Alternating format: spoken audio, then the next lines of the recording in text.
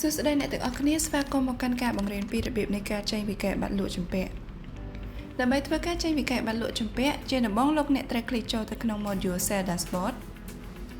បន្ទាប់មកคลิกនៅលើពាក្យ Sell Invoice คลิกលើប៊ូតុង Create ធ្វើការជ្រើសរើសឈ្មោះអតិថិជនជ្រើសរើសកាលបរិច្ឆេទដែលលោកអ្នកចេញវិក័យប័ណ្ណលក់ជ្រើសរើសឈ្មោះអ្នកលក់ជ្រើសរើសលក្ខខណ្ឌនៃការទូទាត់លោកអ្នកក៏អាចធ្វើការផ្លាស់ប្ដូរកាលបរិច្ឆេទនៃការទូទាត់បានផងដែរ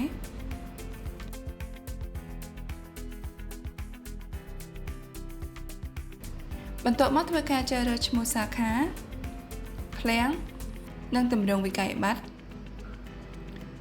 លោកអ្នកអាចធ្វើការបំពេញព័ត៌មាននៃការចេញវិក័យប័ណ្ណលក់នៅក្នុងប្រអប់ Note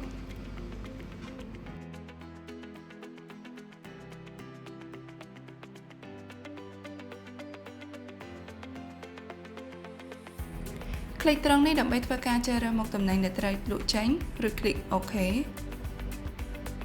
សម្រាប់ប្រភេទតំណែងដែលមានលេខ serial លោកអ្នកត្រូវធ្វើការបំពេញចំនួនទៅតាមលេខ serial ដែលមានស្រាប់នៅក្នុង stock បន្ទាប់មកធ្វើការ Enter ឬคลิกOK សម្រាប់ប្រភេទតំណែងដែលមានកាលបរិច្ឆេទផុតកំណត់លោកអ្នកត្រូវបំពេញចំនួនដែលត្រូវលក់ទៅតាមកាលបរិច្ឆេទដែលមាននៅក្នុង stockរួចคลิกOK ប្រសិនបើលោកអ្នកចង់ធ្វើការបញ្ចុះតម្លៃទៅលើតំណែងណាមួយលោកអ្នកអាចធ្វើការคลิกនៅត្រង់នេះជ្រើសរើសបញ្ចុះតម្លៃជាភាគរយឬបញ្ចុះតម្លៃជាចំនួនទឹកប្រាក់រួចធ្វើការ Enter ឬលោកអ្នកអាចធ្វើការបំពេញភាគរយឬចំនួនទឹកប្រាក់នៅផ្នែក Discount ក្រោមប្រអប់ Note ដើម្បីធ្វើការបញ្ចុះតម្លៃទៅលើវិក័យប័ណ្ណទាំងមូលរួចคลิก Make Pay ដើម្បីធ្វើការទូទាត់ផ្នែក Receive Date ជាកន្លែងបង្ហាញពីកាលបរិច្ឆេទនៃការទូទាត់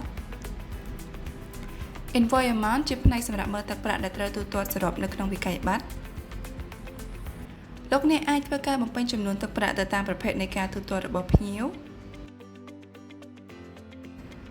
ចំណែកឯ Balance គឺជាទឹកប្រាក់ដែលត្រូវជំពាក់បន្តคลิก Discard ដើម្បីបោះបង់ឬคลิก Credit ដើម្បីអនុញ្ញាតឲ្យជំពាក់រួចคลิก Yes ដើម្បីបញ្ចប់